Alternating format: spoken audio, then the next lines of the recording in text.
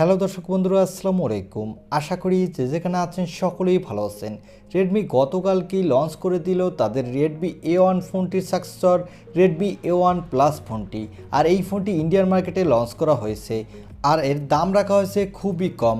আজকের ভিডিওতে আমরা এই ফোনটির ফুল ডিটেলস খুঁটিনাটি নিয়ে আলোচনা করব। তাই যারা কম বাজেটে একটি ভালো ফোন কিনতে চান তারা অবশ্যই আজকের এই ভিডিওটি শেষ পর্যন্ত দেখুন। আর আজকের এই ভিডিওতে আমরা জানিয়ে দেব এই ফোনটি বাংলাদেশে অফিসিয়ালভাবে লঞ্চ হবে কিনা, এবং লঞ্চ হলে এই ফোনটি কবে লঞ্চ হতে পারে এবং এর দাম কত হতে পারে বাংলাদেশের মার্কেটে। সো এই ফোনটি সম্পর্কে ফুল ডিটেলস জানতে হলে আপনাকে বলবো আজকের এই ভিডিওটি সম্পূর্ণ দেখুন। তাই চলুন আর কথা না বাড়িয়ে আমরা সরাসরি চলে যাই মূল ভিডিওতে।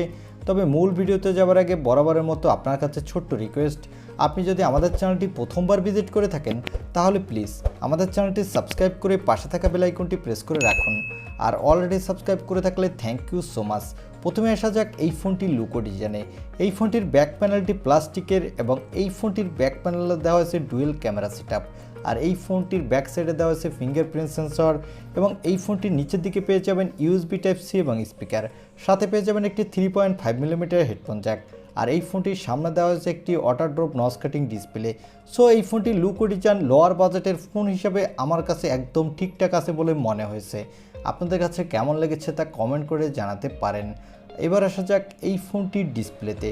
এই ফোনটির ডিসপ্লেটির সাইজ হলো 6.52 ইঞ্চি মাপের একটি HD+ IPS LCD ডিসপ্লে। আর এই ডিসপ্লেটির পিক ব্রাইটনেস হলো 400 নিটস।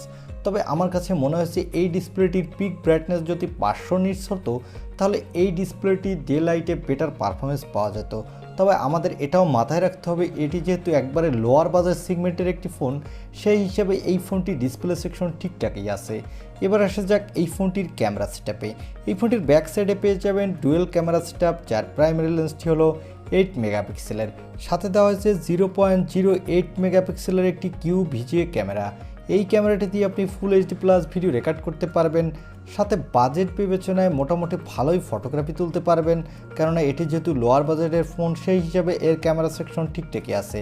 আর এর সেলফি ক্যামেরা দেওয়া হয়েছে একটি 5 মেগাপিক্সেলের। এই ক্যামেরাটি দিয়েও আপনি ফুল HD+ ভিডিও রেকর্ড করতে পারবেন, সাথে এখানেও বাজেট বিবেচনায় ভালোই সেলফি তুলতে পারবেন। এই ফোনটির পাওয়ারের জন্য দেওয়া হয়েছে মিডিয়াটেকের হেলিও A22 প্রসেসরটি। এই প্রসেসরটি 12 ন্যানোমিটার আর্কিটেক্টে বিল্ড এবং এই প্রসেসরটি দিয়ে আপনি ভালো মাল্টিটাস্কিং করতে পারবেন, সাথে টুকটাক গেমিং প্লে করতে পারবেন।